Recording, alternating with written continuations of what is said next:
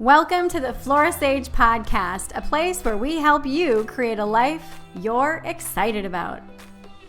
Welcome back to the podcast, everyone. I am so excited for today's conversation. I don't even know where to start to begin introducing our guest for today. I've known Christy Jade for a year and a half, I think, almost 2 years. Yeah. And I consider her a dear friend, and she is one of my peers. She's one of my colleagues and also a client from time to time. Yes. But yes. And we support each other, and she's so incredibly talented, so gifted at everything she does. And she's a freaking powerhouse. So I'm so excited for today's conversation. So without further ado, Christy, for those who don't know you yet, share something about yourself that most people don't know. Ooh, throwing me in with the tricks right off the bat. Right? Let's see that people don't know about me. I've said this before in question of something that's like so random, is that I very randomly stood up the Pope. I say it like that for dramatic effect. But I actually was supposed to do a solo soprano with my choir. And I instead went to a Jewel concert in California because that took precedence in my life. I was like 21 years old. But I love singing. So that's something too, that's kind of, some people know that about me. I love to sing, and she was like my idol. And I had a chance to go see her in California, like front row. And so someone else got to sing for me at the Vatican. So there's that. Oh my gosh, I love that. So that takes kind of a lot of guts, because I'm sure it wasn't just you that was like excited about it, like the rest of the choir was. I'm sure your family was all excited to see this happen. So yes, like letting the choir down part, I do feel guilty a little bit there, but I have always been a big advocate of, following your inner light and whatever. Now, as an adult, I think I could have handled that maybe a little differently, but but I did talk to the choir leader at the time, and she said, we have someone who can do it, that, she wasn't upset. It was okay. My mom, though, on the other hand, love you, mom. Mom was not okay. Oh my gosh. Well, so I grew up Catholic. Now I'm kind of very eclectic in my spiritual practice. And I had to do a lot of decluttering in my emotional state, my mental state, and all that stuff to really allow myself the courage to say, I really want to just go and kind of do my own thing and strike out on my own path. And I know that you've done that a lot in your life. I know your story. Those watching are getting ready to learn it, but you've done a lot of really courageous things that have allowed you to live the life that you want, to really align into who you are and to do what you do so well, by the way. Oh, so thank you. You help women in so many different ways. And one of the ways that you do that is help women find the courage to overcome a lot of things in their life. So share with us a little bit about your journey in where you started, like ditching the Pope.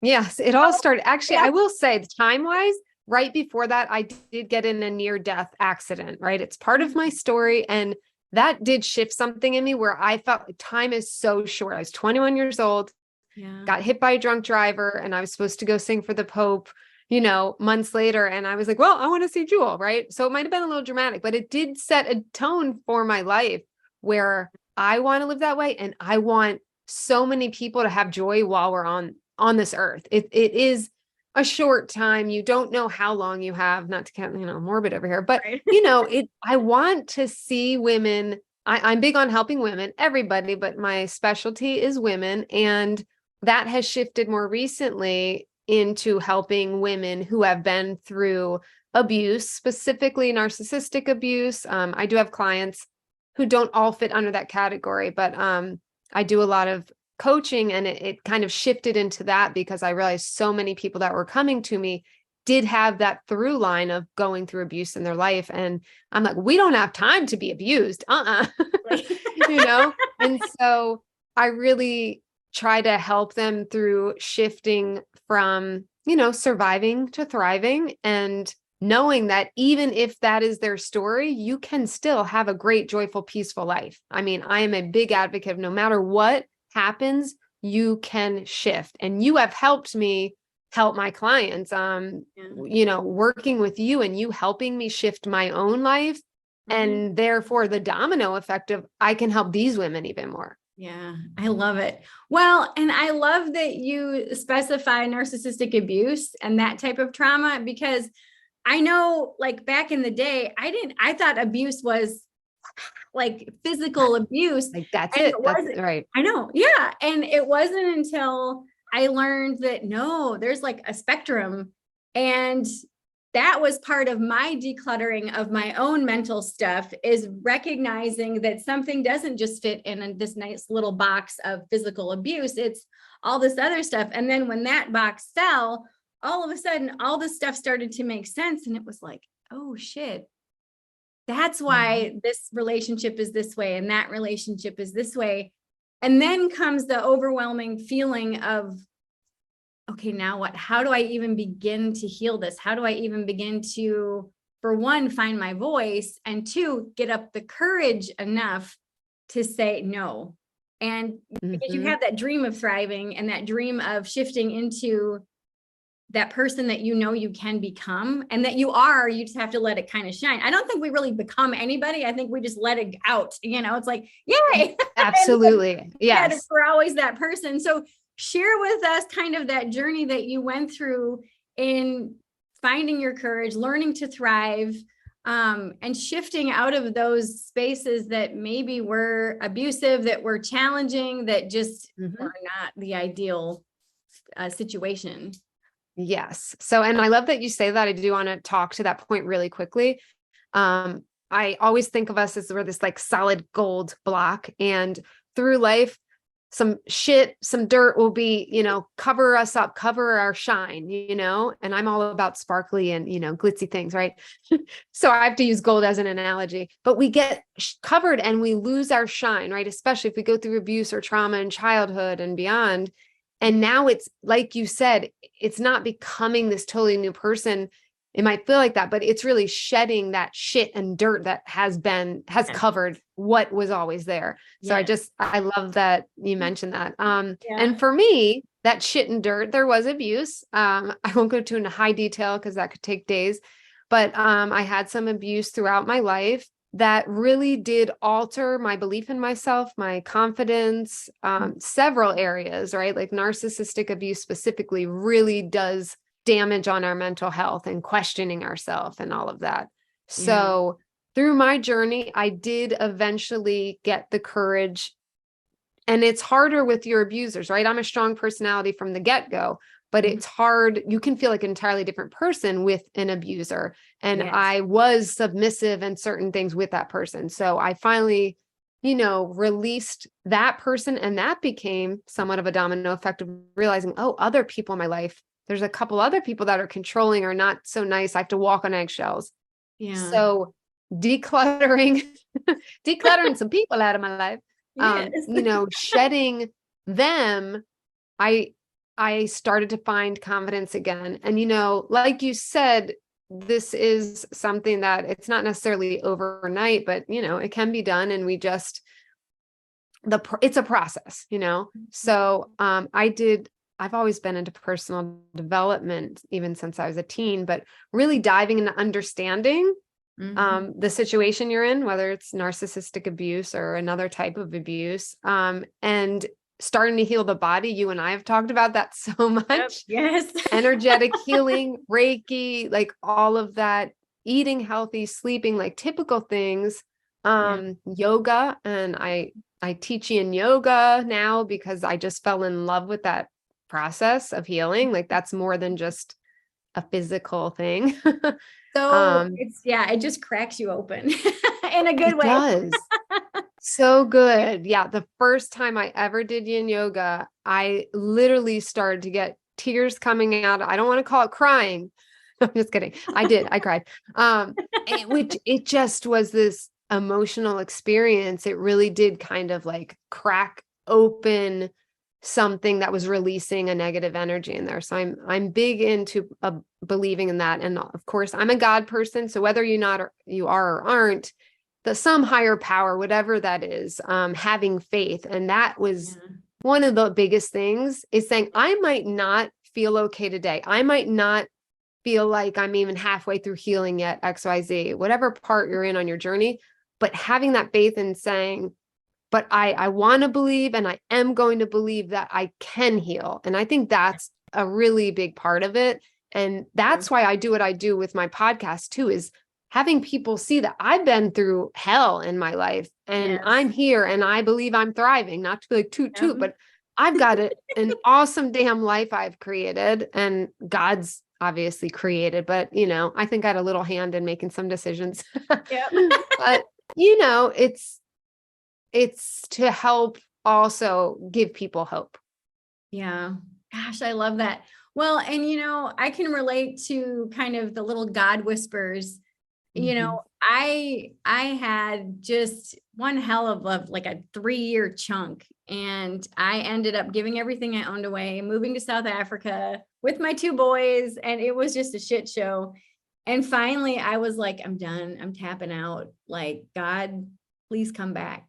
And I was like, and I actually say peeps because like my parents are in the ethers, and then God and everybody else. It's like, I just want it all. Come on, help. All of them. Yeah. It's like, I need help. And I'm like, don't give me all the steps. Just give me one step. And that's where the 1 degree shift came in. It's just give me one thing. That's it. Just one thing.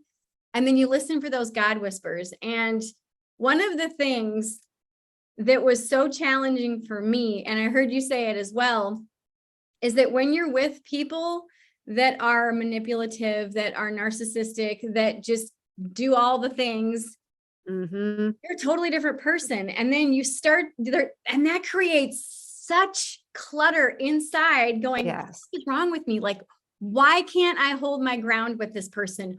Why are my boundaries non-existent with this? Why am I like this?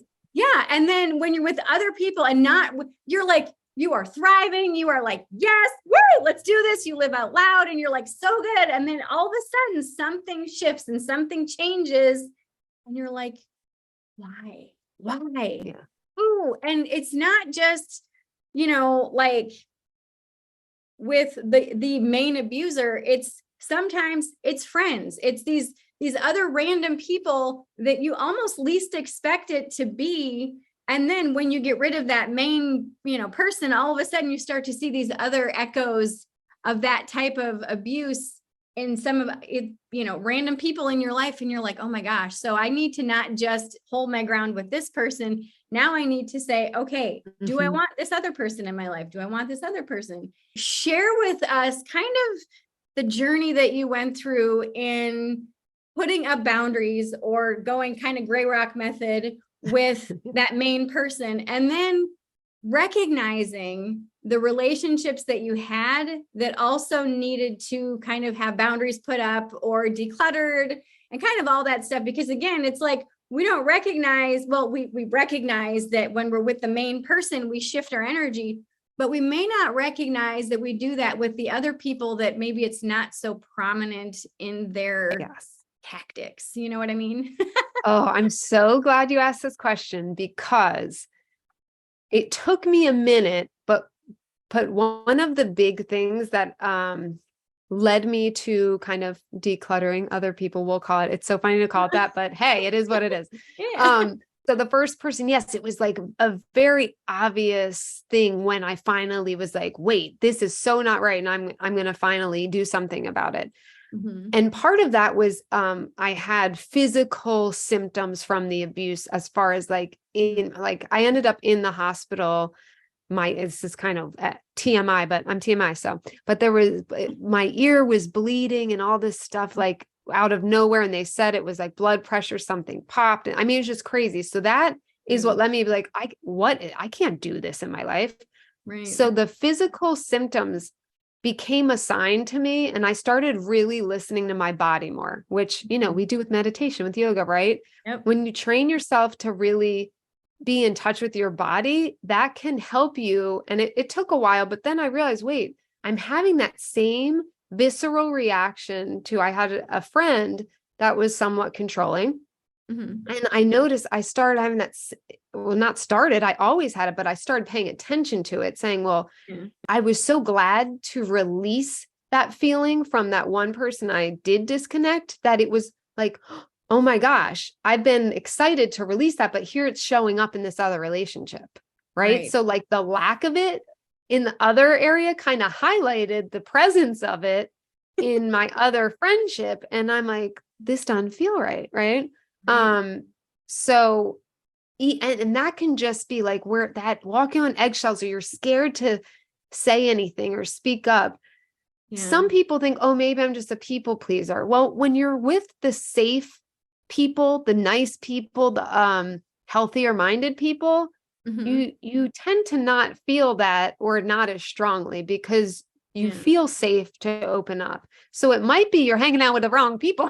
Right. No If you kidding. have that fear. I mean, of course, nobody wants to, you know, rattle the cart or whatever in life, but Yeah. you can tell a difference with different people. So like now I know, and I'll play it in my mind. Like I have an example of a friend that's amazing and understanding. And I'm like, well, if I said this to her, how would she react? Now compare that to this person. Ooh, that would be. Exactly. So it's kind of, you kind of have to feel your way around the relationships, but Mhm. listening to how your body reacts, or thinking about how someone healthy, you know, would react, and comparing the two. I mean, it's worked pretty well for me. Right, exactly. Well, and I love that you talk about bringing stuff up that might be uncomfortable.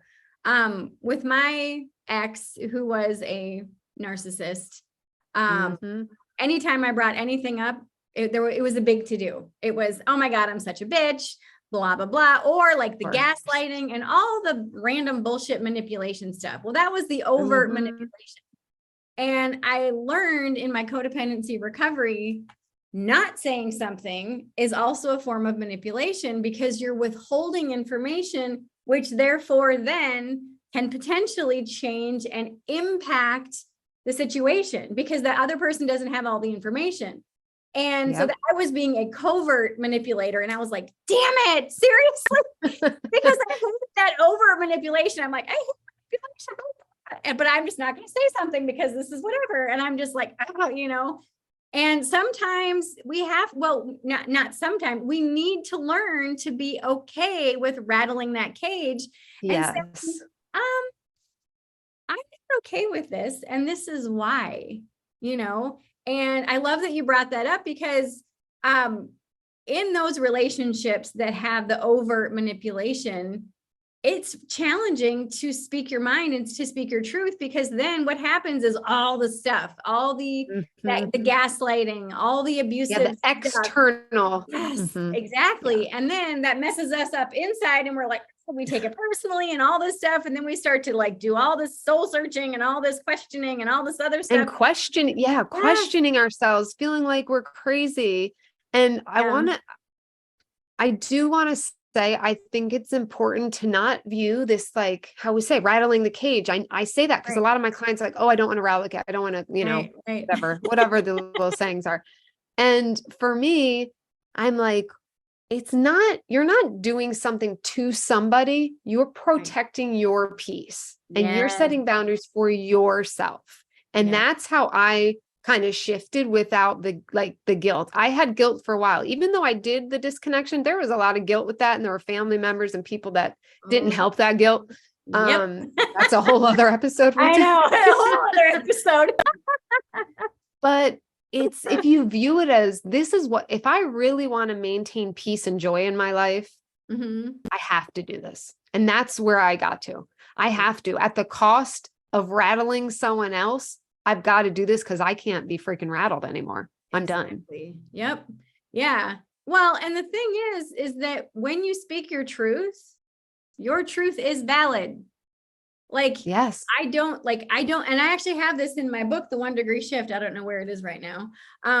but I actually have a dialogue script that teaches people how to express their truth and say, when this happens, I feel this because this, and what I really need is this. And so you're sandwiching it into your wants and needs and desires based off of a situation that just happened. It's not blaming, but it's just saying, this is how I feel and why I feel this way. And this is the possible solution for it. Anybody. Yes. And I highly recommend that whole book, by the way. And I did love that. I love that. I love that little like template in there. I'm a big person on having like templates of things we can like, use actively in our lives from books and stuff. Yes. 1 degree shift. So good. I love that. Oh, that's awesome. Thank you. Yeah. So, I mean, just shout out to that. I love that book. I have it. I own it. I reread things in it. It's really, really great. Thank you. But yeah, that template is awesome. Yeah. Well, and it's scary sharing your truth. I mean, I remember when like years and years ago, when I first learned that, and my teacher that taught it to me as an anger script. And I'm like, I don't like that. I'm going to call it a dialogue script because, and I searched and tried to find the original author of that script. I couldn't find it. But when I first learned that, I was like, I need to start using this. And I actually would type stuff out. I would script it on a piece of paper and I would bring that piece of paper to conversations. I'm like, I feel very vulnerable right now, but I want to share something with you. And I'd have that piece of paper and it was like, because it's terrifying. I mean, really. It is. Yeah. It's especially with someone who, can manipulate and twist things. And it makes it so hard. And that's where, I mean, eventually you get to the point where you don't take the bait. You don't feel like you have to explain yourself. And it's more like, here's my quick boundary and I'm out. You can live by it or not. And then you're out if you don't. Like I've gotten to a pretty simple template in my, but it takes time to get there. Like that is not overnight. Yeah. Well, and that's one of the things I talk about in my book is that this takes practice. And I tell people, practice this in the car, in the bathroom, in the shower, wherever you can, because when you have it in your head, it sounds different when you speak it. And when you speak it, you feel the vibration, you feel the energy, you feel the impact.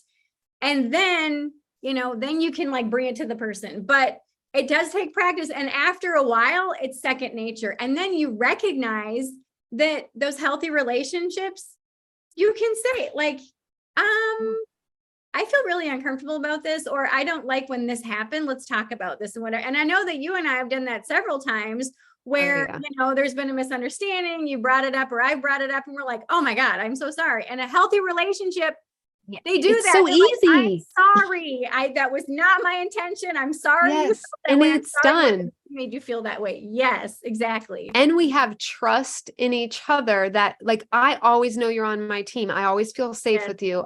Like that is something in a friendship that I feel like needs to be taught at a young age. Like it needs to be part of a school curriculum. This is what a healthy relationship looks like, right? Like, why don't we have healthy relationship classes in school? Yes. Because really things like that, it's like, hey, and no one's getting defensive. If anything, like both you and I, our first thing is like, oh my gosh, yeah, no, I didn't mean it. This is what, and we let each other explain to each other. That's another thing. Some people will not let you explain your side because they're just defensive. There's a wall up. And I get it. It's human nature, I think, to have a certain amount of defense. But I'm at the point, I don't want to have to deal with that. I want it to be an open, loving conversation of understanding. And that's it. It's simple and easy. It should be easy. Yes. Oh my gosh. Yes. Well, and the thing is that if what you say triggers me, that's my shit. That is my shit. If your feelings trigger me, that is something I need to work on. And it's like, plot twist, I've got something else to work on. And so then if I am triggered, I'm like, okay, note to self, I need to work on this. And then say, how can I do better? And I think that that's one of the things that in narcissistic or any abusive relationship, that's not there. That's not there. No. And so you will not even smell it. Exactly. So far.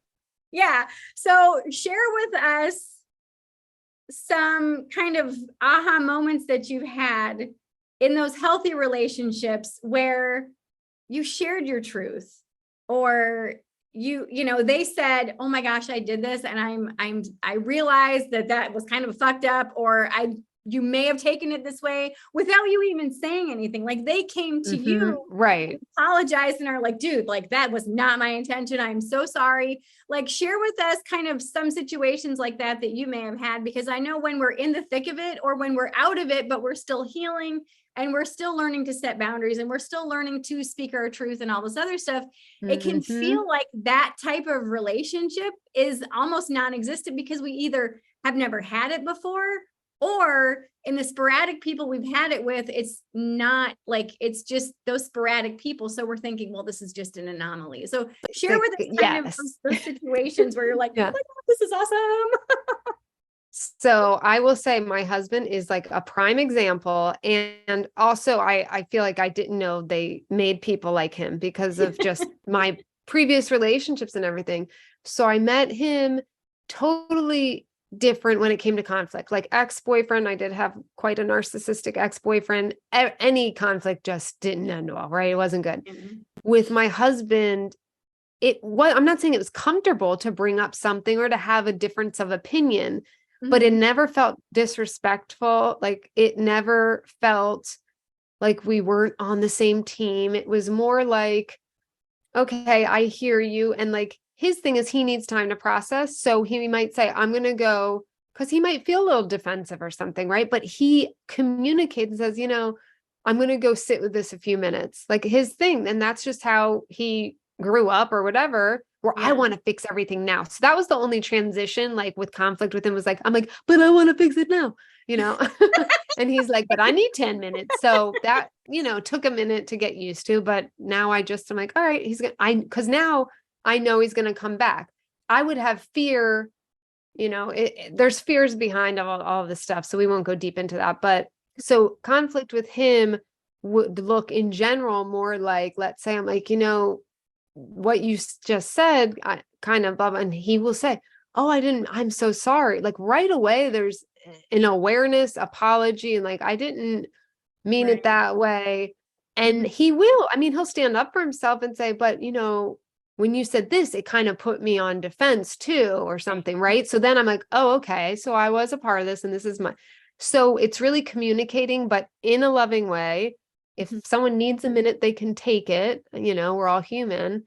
I have another friend. I brought something up with her, and it wasn't like crazy or anything, but I brought something up and was just like, I don't think that XYZ, blah, blah. And she said, I know that's coming from love and I get it. Like that made me be like, oh my God, like value her even more. Cause she's like, I know you wouldn't say that like out of like spite or maybe like, I know it was kind of a protection of her. I don't want to go into details because privacy, but it was like me being protective and like, I think X, Y, and she goes, I know that's out of love. And I'm like, that's a healthy friendship when you're not like assuming the worst in the other person, which narcissists will twist to make it feel like that, right? Like they assume whether they do or not, look, they make it like that so they can feel better about themselves and, build up their own egos and smush you down into the ground.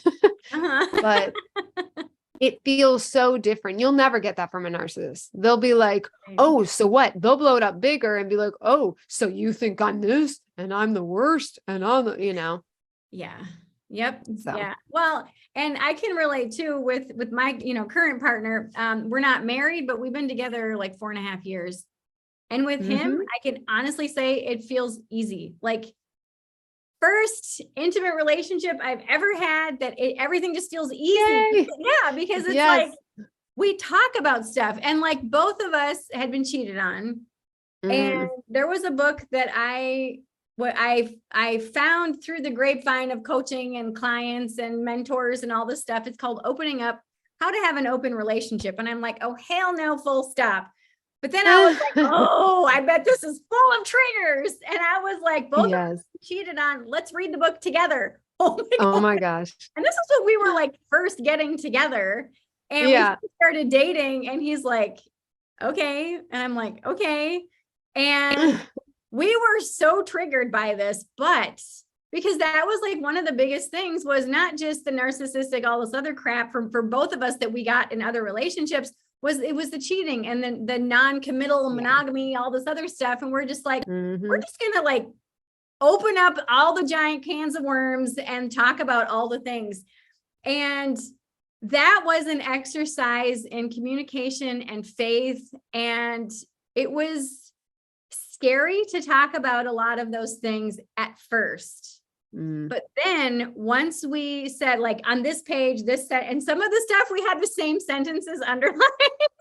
Oh, like, whoa, I was so triggered with this, and this made me fearful, and this made me this way and this way and this way. And the thing is once we, like, I think it was like 3 chapters into that book, you could, because we knew each other for like many years before we started dating, and we could talk for days and days and days. But this was a different kind of communication, because this is what makes or breaks relationships, is like that intimate conversation like that, which is huge, Yes. That was like, if we can get through this book and all the triggers that come with this, like we're golden, we're good. Yeah. Yeah. And that's one of the things, is like, because some of the subjects in that book, it's talking about open relationships. That's huge, And so it's like, like, why do I feel the way that I do? What comes up? What history is around this and whatever? And in having those conversations, we both found a deep peace within each other. He was easy to talk to before and, talk with before, but having such intense conversations about things from that book that triggered us, like now, like we have such deep conversations within like 5 minutes. We're like, whoa, we go deep, and then we're like, it's like it built your trust, like your trust to go there. Yeah. And do I recommend that to everybody? Probably not. But knowing that was an issue for both of us in previous relationships, we're like, why not crack open that can of worms and talk about it right out of the gate? Why not? And I'm a growth-minded person. So I very much am like, what don't I know that might still be hurting me? So let me open up a book that I wouldn't normally open up, I wouldn't normally read, to find out what's in it. And if I get triggered, all the more reason, because then I can clear that trigger, And so I say all that to say this. Let me see, how should I word this? So triggers are a big thing in all of us, and I know that we kind of talked about this a little bit, well, actually quite in detail on Voxer.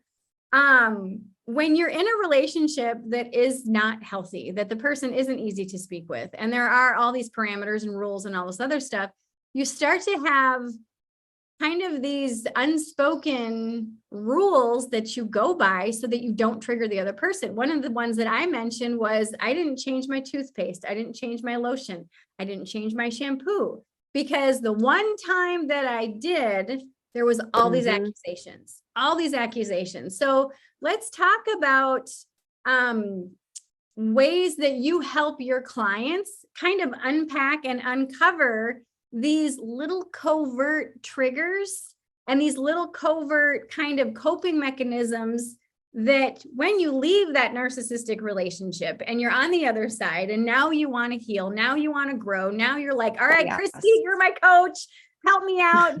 Yes. How do you help your clients kind of discover and unpack those kind of triggers or those kind of covert things, coping mechanisms that they put in place to stay safe, and now they don't need those anymore? Right. Yes. And that is a huge thing, because releasing those feels so good, but it can take time. And it does, I feel like, often take a therapist, a coach, someone who's familiar with trauma, or specifically like narcissistic abuse. I always say to my clients, like, yes, some of them do therapy alongside working with me or before, and then come to me. Yeah. I'm big on, if you're going to go to a therapist, do it with somebody who knows narcissistic abuse and preferably has been through it themselves. That's huge for me. It's just, I will never change from that. I've gotten yelled at about that, and I don't care. I agree with you because, too.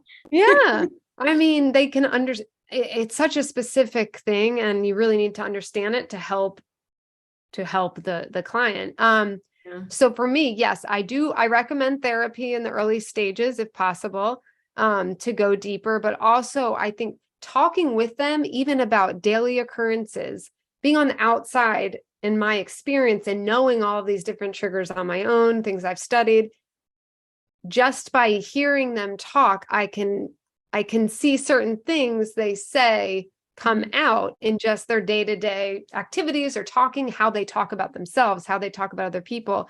And so I'll ask series of questions to just go a little deeper on like, oh, well, why do you think that? And it's like, they'll have these aha moments, like, I didn't even connect that to that. Right. I think even you've done that with me where I've been like, oh, I didn't even connect that. Right. And it's a cool feeling for them too. And they're like, whoa, but I was there too in the beginning, especially you don't realize how many things are intertwined that affect our daily life. So it's, yes, highlighting them for them, but I mean, you lead them through questions so they kind of get there themselves because you can't answer or you don't have their experience. Right. So it's kind of highlighting and bringing those out and then saying, okay, well, now that you know that, maybe we'll do affirmations together. We'll, talk therapy, affirmations, things to work through that, even with yin yoga, certain poses, while letting go and saying, I don't need to have XYZ anymore. I am safe here. I'm safe in this space, so working through that to kind of start disconnecting that belief and replacing those beliefs that we need XYZ to be safe when we don't, because we're finally out. But it's a great learning tool because now you know what to look out for though with future relationships, right? So it's like still listening to your body, because when you're cleared and you don't need those walls up anymore, and you know how good it feels to feel free, when you enter another relationship, you can feel it so much louder when it's out of alignment and abusive, because you know what it feels like to have peace. Exactly. Oh, I love that. Okay. So I have a big question. So I have a big answer. Woo, nice.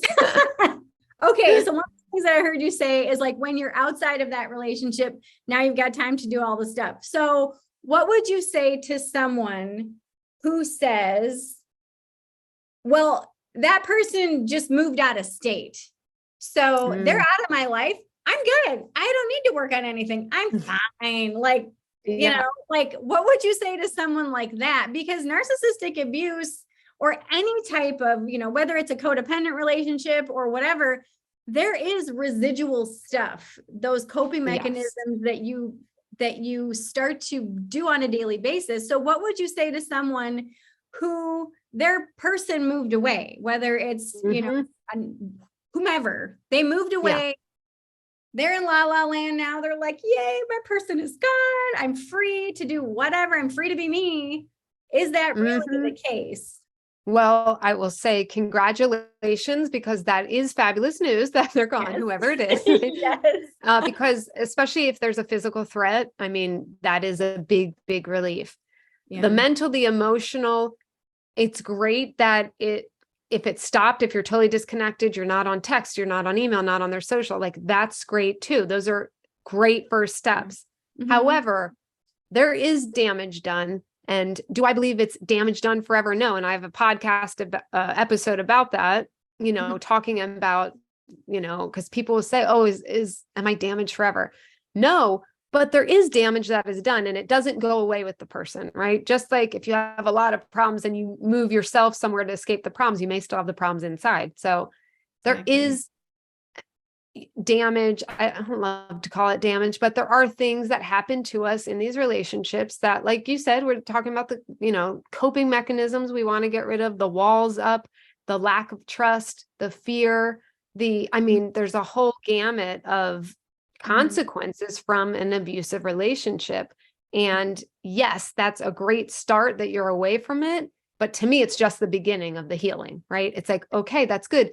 So now we get to heal, because you have to be away from a situation to see it correctly too. So you're going to need the time when you're first away to look at, okay, what the F just happened to me? Because that's a lot. I got clients kind of like, what the fuck just happened? Like, how did I let that happen? It can be very startling.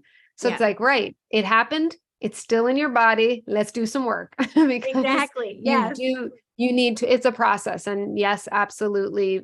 it's great to be away from it physically, but it's not the end of it. Right. It's kind of like, having a little small cup of ice cream every day after work or whatever, while you're watching your favorite show. And then the small cup turns into a bigger cup, turns into a bigger bowl, turns into just eating it right out of the tub. After a certain time period, there's going to be things going on in your body. There's probably going to be some extra pounds, whatever. So like leaving that more to love. Exactly. Right. So leaving that relationship is kind of just like not buying ice cream and not having it in your house. But now we've got to fix the body that's been changed because you've consumed all that extra ice cream or whatever it is. Now it's time to get on the treadmill and do whatever and do some all that jazz to help kind of repair. And I like that because, it's really easy to think that's over. And now I'm going to start my new life. And I know for one, personally, that was not the case. I mean, I was with somebody for 8 years. And I read all the marriage books. I went to counseling and therapy the entire time, but he wasn't the problem. I was the problem. And I was like, and I took communication classes and I was extremely literal in everything I said. And when I was done with that relationship, I finally said, that's it. I keep having these jacked up relationships. Like there's something still going on that is causing this to repeat. And so finally I was like, I'm done with therapy. I'm done with self-help books. I'm not doing anything. And I'm like, God, show me what I'm missing. Show me what I'm missing. And a few months later, I met someone, we went for lunch. We were talking about our relationship woes. And she's like, you do realize you're codependent, right? And I was like, what? And I'm like, Googling it. I'm a life coach. I've been coaching people for 25 years, but in all the certifications I have, we maybe touch on codependency for like 5 minutes. So I'm like, and I'm like, fuck yeah, I'm codependent. And she's like, I've never seen anybody happy to be codependent. I was like, you don't know, you don't understand. Now I know how to fix it. Now I know what the problem is. And it's kind of like having a health issue where every doctor is like, I don't know, try this, and nothing. And then all of a sudden you're like, oh shit, it's this. Like I actually had a friend of mine she was in all the doctors. She had a full hysterectomy. She had all these things happen. And it turns out she was celiac. She's like, oh my goodness. Oh my gosh. Yeah. And so in realizing I was codependent, I'm like, let me trace this back. And I did the 12 steps of codependency. In September, I'll get my 8-year coin. I'm so pumped about it. Yay. But congrats. I realized tracing it back that I learned it in my childhood. And I was like, oh snap. Okay. So were all my relationships codependent? No, just my intimate ones. And it was either the overt, the covert, whatever.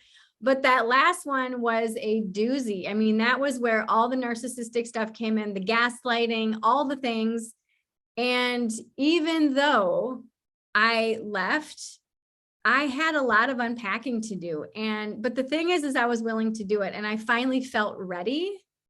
And that's the thing is that that's you have to be ready. Yeah, you have to be ready. Cause I was like prerequisite. Yes. Cause I was like one relationship. Okay. The next relationship. Okay. The next, I was like, what the fuck is going on here? Like, come on, seriously?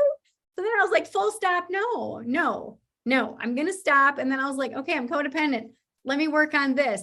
In that same thing, I also started working on my mindset, which I have a whole bunch of podcasts about mindset.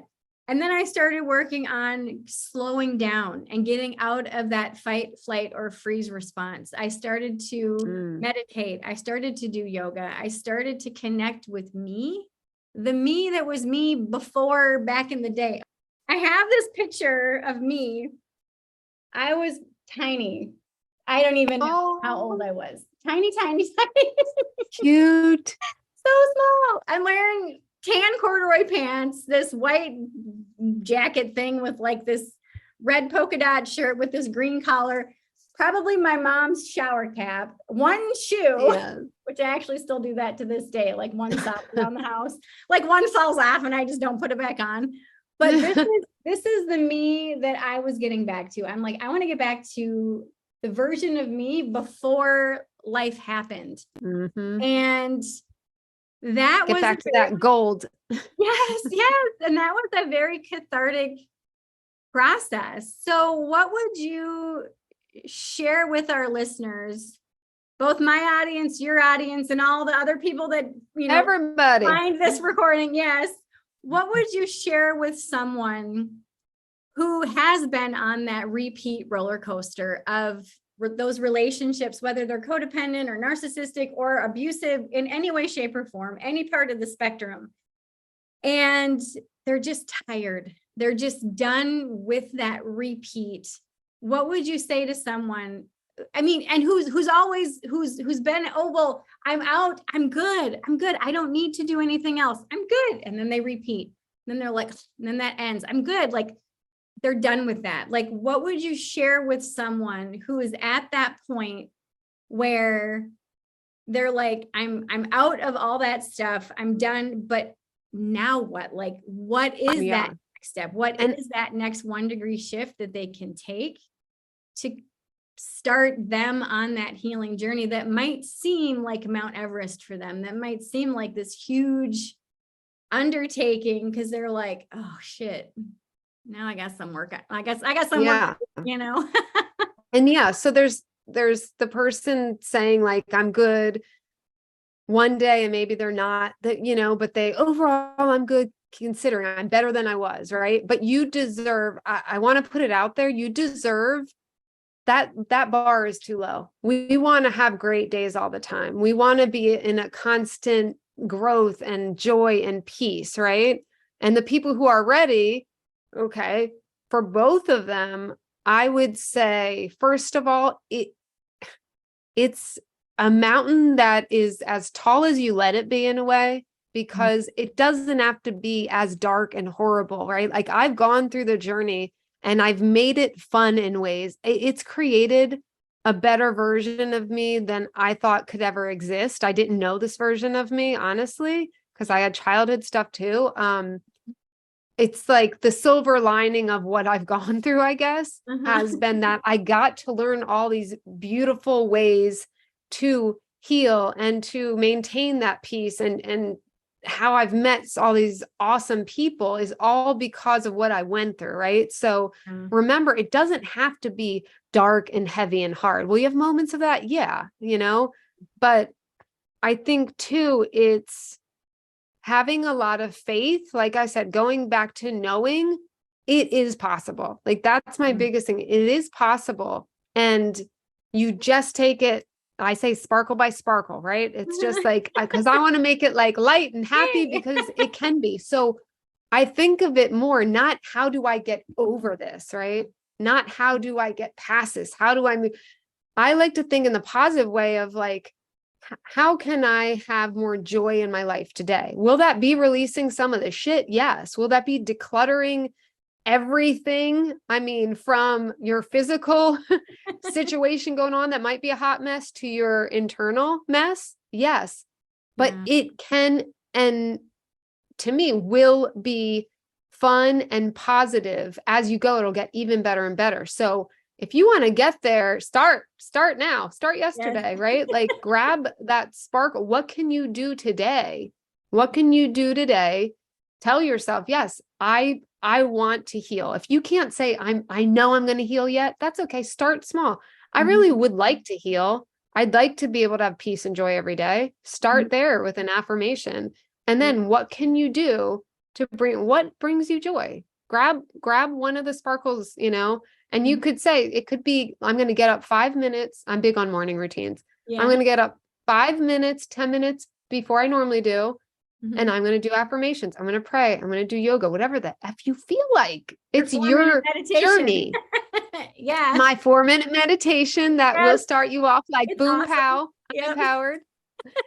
But it's doing like Flora has taught me. I mean, she taught me it doesn't have to be so big. Take those little bites, and you look back after, you're like, damn, that's a big ass bite, but it was a bunch of little ones.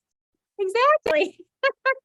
Exactly. Well, and I love that you talk about the sparkles, because that actually brings to mind this story of the golden Buddha. And it's a long story, but I'm going to very much condense it. So there was this this place where they had, I believe it was monks. Please don't, like Everyone be because easy. I'm saying like the wrong terminology, but there was this group of monks that had a solid Buddha that was solid gold. Okay. So solid gold Buddha. And they heard rumors that there was these people plundering the lands.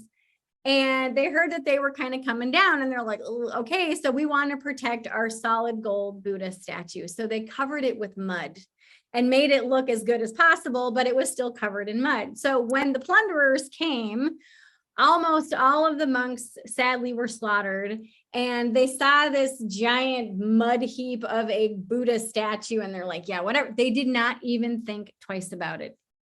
A millennia later, they were doing some renovations in the temple, and someone was doing something and accidentally hit the statue with the corner of like a chair or table or something.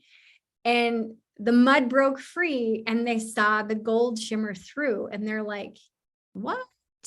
So they started to chip away and realized it was a solid gold Buddha. And that's just the thing, is that when we're in these shitty relationships, what we do from time to time is, oh, I can't say this around this person. So you put a little bit of mud on yourself to dampen who you are.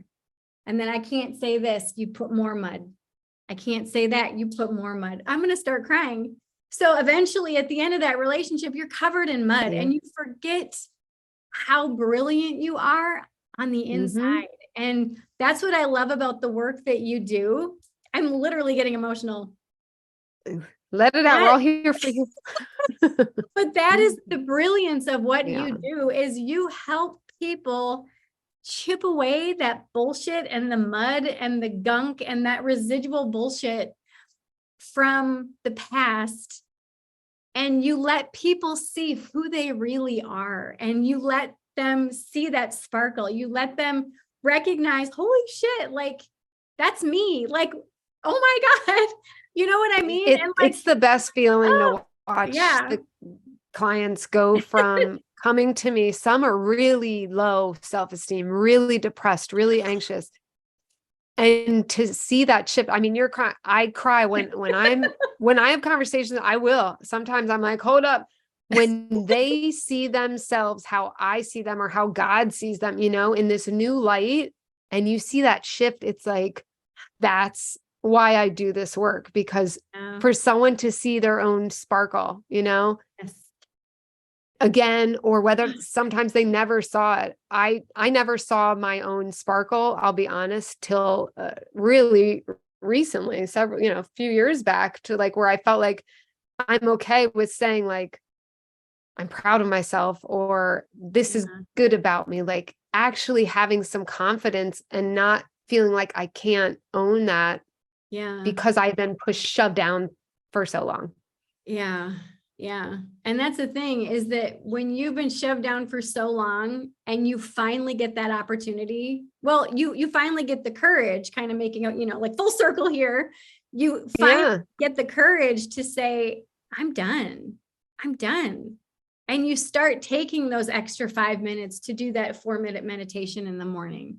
Or you say, I'm going to hire a coach and I'm going to work on this crap, or I'm going to take a boundaries course. And so I can learn how to start setting healthy boundaries, or I'm going to start decluttering all this stuff in my life, starting with my emotional stuff or my body stuff or my email or my text messages, whatever. And just doing one tiny thing every single day for you.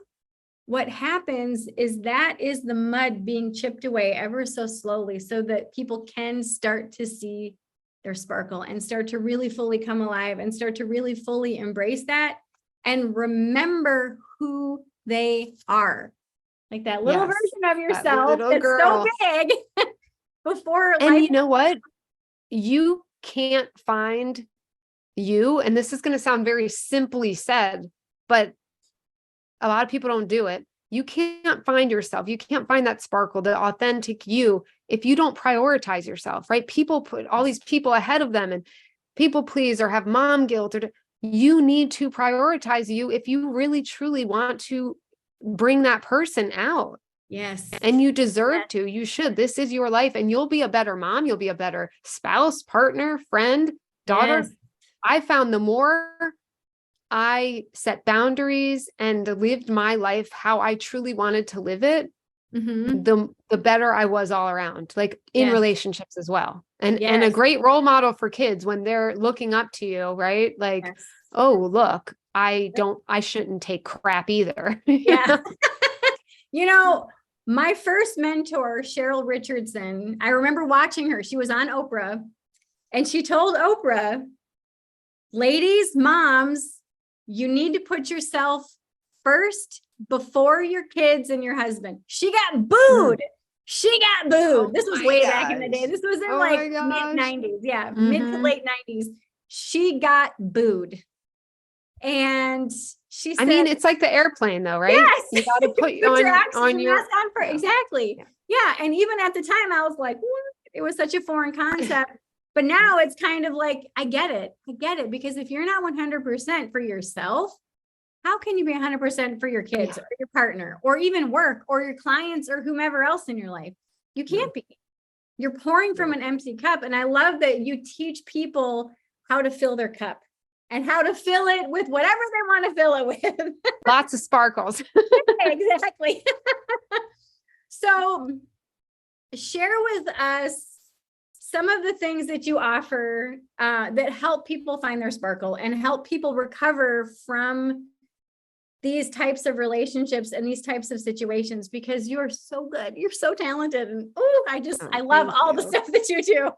Thank you. So yes, I do narcissistic abuse recovery coach. That's the official term that I use.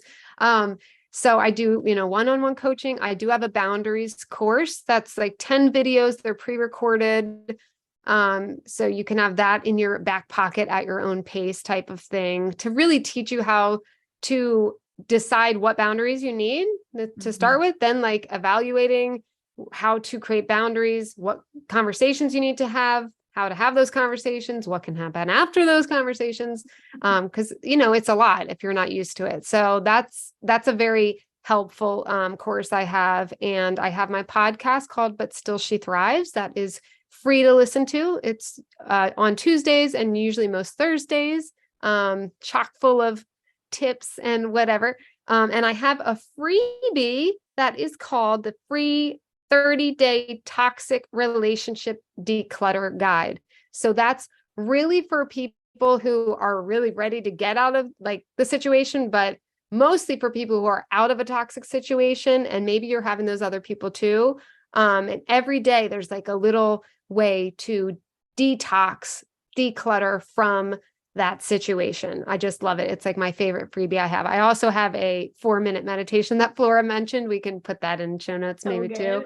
I love it. I do it myself every day. All my clients do it. So those are the ways to work with me. I will be having a course coming out sometime in the fall. You can get on a wait list for that. That's going to be like a group coaching thing. But yeah, so I just love helping women really, again, go from surviving, not feeling great to thriving, finding that sparkle. And we work quickly. Like I'm fast paced. It's not overwhelming. I'm just saying the results are pretty quick. So I love it because I like to help as many people as possible. Absolutely. I love it. And I love that you have a boundaries course because, I remember, in between all those relationships, I was doing that self-help. And so I knew what to do. I just wasn't ready to do it. And that was the thing and that's one of the reasons why I love that you have this course to, offer, is because you might not feel ready to set up boundaries, but why not get a course and learn all the information and just let it percolate and let it sit and let it just kind of marinate within you and start to observe with now that new knowledge base of here's boundaries, here's what it is, here's why we set them, here's how to set them, here's what might happen when you set them. And so you can soak all that information in on your own time. I love that it's self-paced, by the way.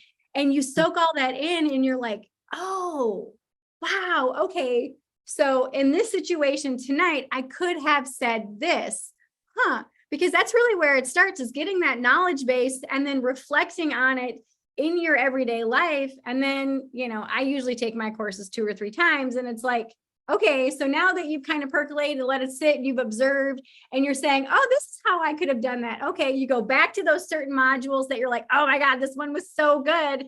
And then you can start to apply it. And I love that you offer that to your people, because boundaries sounds like a really scary thing. It sounds like, I know I need to have them, but shit, how do I even begin? I love that you have that self-paced course so that people can consume it on their own time, digest it. Then when they're ready, then start to implement those things that they've learned with you. Oh, that's so good. I love that. Yes.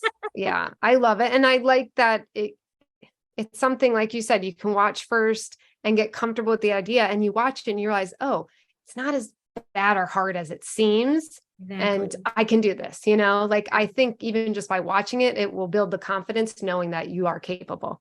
Oh my God. Because I'm telling you, if you want to heal and you want to find joy and peace in your life, you're going to have to set boundaries. Like, that's it. Yes. I'm very, Flora knows I'm straight to the point. You're going to have to do it. I love it. Yes. Okay. So any final thoughts before we wrap up that you'd like to leave our listeners with?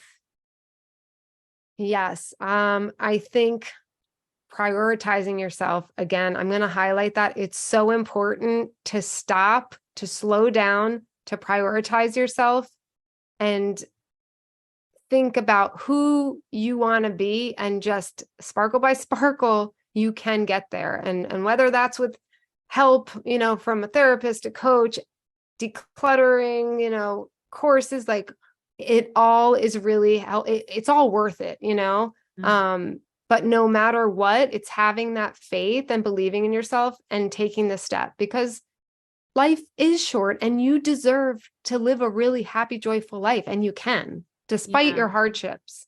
Yep. It is possible. So I'm reminding you to have that faith and, to take it sparkle by sparkle and walk this fun life with us. Exactly. Or shimmy through it. I have my shoulders going if you're on audio. We're shimmying.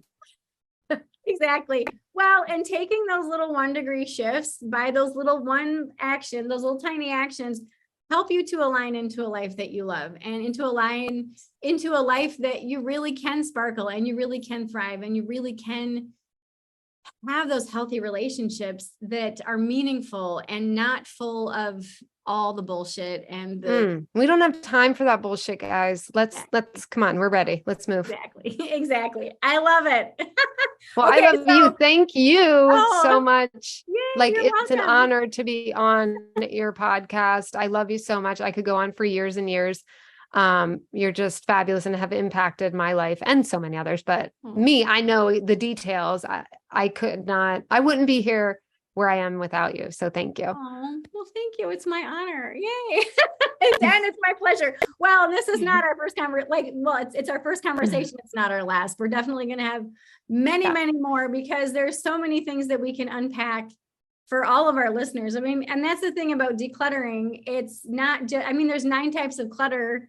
And when you start to declutter one thing, you recognize there's other clutter that you can easily let go. You're like, oh gosh, this was hard, but this, all right, bye-bye. And so we talk about all that stuff. I love it. So thank you so much, Christy. I just love you so much. Thank you so much for taking the time out of your day to share just a small portion of your story with us. Yay. Thank you. Thank you for having me. And I look forward to chatting again, which I know we will. So all the links mentioned in today's episode are in the show notes. Click away. If you're watching this on YouTube, they will be in the description. Make sure that you follow Christy, sign up for all her free stuff. She also has a planner. I forgot to mention that. She's got a planner that is absolutely amazing. It's this pad. You can tear it off. It's great. It's so good. But if you truly want a shift in your life and you truly are ready to align into healthy relationships and a healthier version of yourself, that is the one version of yourself that you've been craving, connect with Christy. Her coaching is so powerful. And I cannot say enough good things about Christy. So, all right. I love you guys.